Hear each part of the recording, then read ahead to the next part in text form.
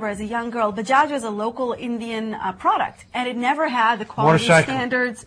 Right, they had motorcycles, they had scooters, scooters, auto rickshaws. We all know the Bajaj on the front of these auto rickshaws because auto rickshaws are everywhere. But they didn't necessarily have the best of reputations versus other products in the market, except Bajaj really did an overhaul of its industry. It did an overhaul of itself, and consequently today it's actually quite successful, able to compete, and in some ways kicking the tail of the competition while being a local product. So he highlights that as one area where India has shown the ability to succeed in the manufacturing sector. And that's what he thinks is central and key to keeping India's growth path sustained, not just in the service sector, but in the manufacturing sector. Second problem he highlights is that much like the Industrial Revolution back in the United States, where you had only a few families, you had the Vanderbilts, the Rockefellers, the Fords, really propel the industry forward. And there were just a few families. It wasn't like it was a homogeneous growth within all sectors. It was just a few of these families that moved industry forward. India is kind of in that same place. You've got the Ambanis, right? You've got the Tata, you've got Bajaj. You have only a few of these companies that are really big conglomerates. They're going out there and making a big statement and a big splash, but it's not as if it's homogeneous growth within all sectors of India. And that's why he thinks manufacturing is so critical and so important. And once that takes root and shapes the country, then everything else, he thinks, the infrastructure issues, the corporate market, so to speak, the bond market that doesn't exist quite yet in India, all those things will come.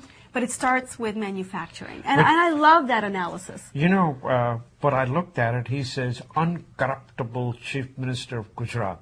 A state of Gujarat that is pulling in all of the investment dollars that are coming into the country India. Narendra Modi, who is has quite the reputation in India, he's doing a few things right in that he's preparing his state, Gujarat, to invite all this new growth. He is setting up manufacturing centers, and you've heard about the new offshore oil drilling in India. It's happening off the coast of Gujarat. Yes, and you wish some of the other states will copy him.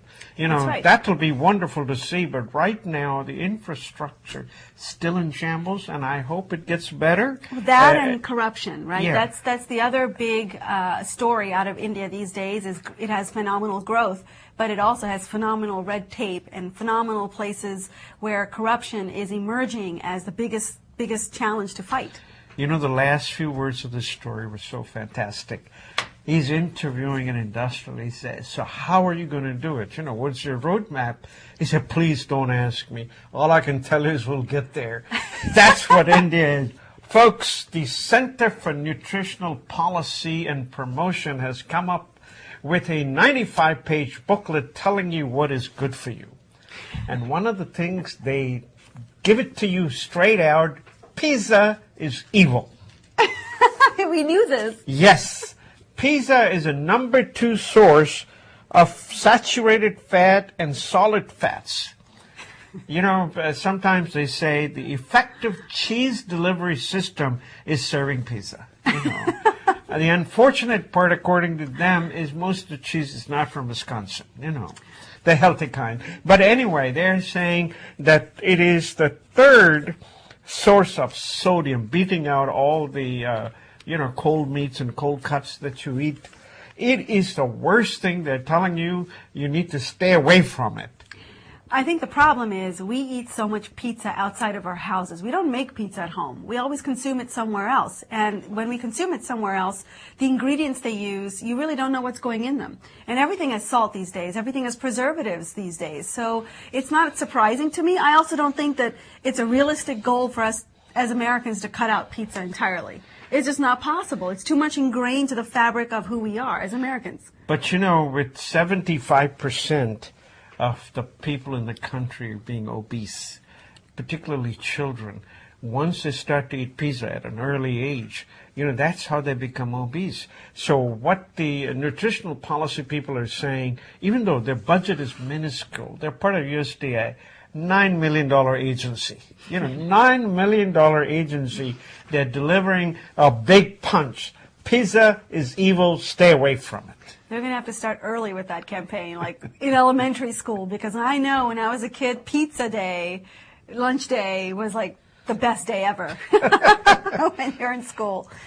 Well, speaking of cheese, this story is great. There's a guy, he's Italian. His name is Giuseppe Mozzillo. He had this great idea of making cheese in India. Right? So when you said cheese on pizza might not be from Wisconsin, I was thinking, well, it might be from India. if you were to believe this guy, in Panchkula, India, Giuseppe Mozzillo realized that there's a lot of buffaloes in India. In fact, this is the homeland. India is the homeland of the Murrah buffalo, the most widespread buffalo in the world. So famed for the fattiness of its high-yielding milk that China and Bulgaria imported our buffaloes from India between the 1950s and 60s to improve their domestic stock. Yes. Anyway, what this guy wanted to do was, because he realized there's so much milk and cows and buffaloes in India, it's the perfect place to make cheese, Italian cheese. He decided that if he invested enough money, because, again, infrastructure in India is the tough part, especially with cheese. You have to have refrigeration. You have to have a clean environment in which to do fermentation and so forth. You would think this guy was out of his mind to try to do this in India, but he's actually succeeded in the state of Haryana. And he's succeeding because India is home to over half the world's buffaloes and produces more buffalo milk than any other